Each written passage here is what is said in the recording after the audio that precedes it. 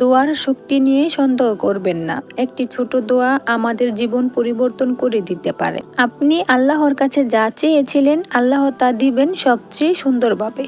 আসসালামু আলাইকুম। আশা করি আল্লাহর অশেষ রহমতে সবাই ভালো আছেন। আজকের গল্পটি হলো তাহাজ্জুদ মিরাক্কেল। প্রিয় দর্শক, আপনারা চাইলে আপনাদের দোয়া কবুলের গল্প আমার চ্যানেলে শেয়ার করতে পারেন, যাতে আপনার গল্প শুনে অন্য কেউ অনুপ্রাণিত হতে পারে। নিচে কমেন্টে ও ডিসক্রিপশনে আমার ইমেল আইডি ও ইনস্টাগ্রাম দেওয়া আছে। গল্প শুরুর আগে একবার সকলের জন্য দোয়া করে নেই। হে আল্লাহ, ফিলিস্তিনি ভাই বোনদের আপনি হেফাজত করুন।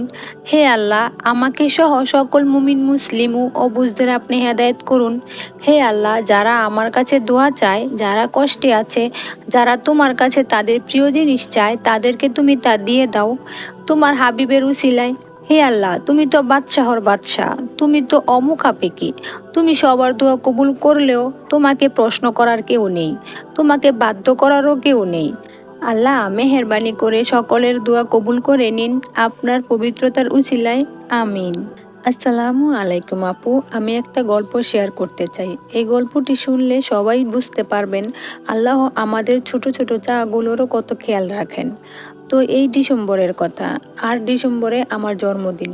কিন্তু আমি ভেবেছিলাম প্রতিবারের মতো এবারও আমার জন্মদিনে আমি অনেক আনন্দ করব। কিন্তু এবার আমাদের কিছু প্রবলেমের কারণে আম্মু জানিয়ে দিয়েছে যে এবার জন্মদিনে কিছু করতে পারবে না। আমি অবশ্য মন খারাপ করিনি।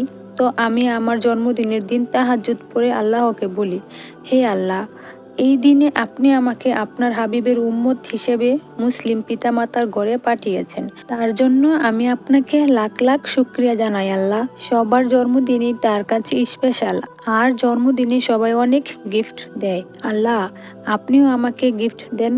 আপনি তো ইয়া অহাবো, মহা পুরস্কারদাতা। আমাকে আজকে আপনি কি গিফট দিবেন গো আল্লাহ?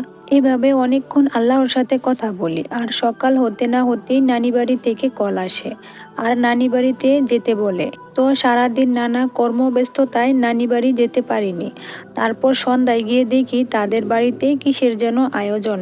তারপর জানতে পারি তারা আমার জন্মদিনই সেলিব্রেট করছে।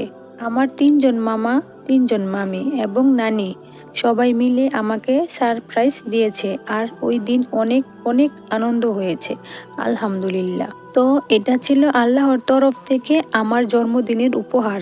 মাশাল্লাহ, সুবাহান আল্লাহ, আলহামদুলিল্লাহ।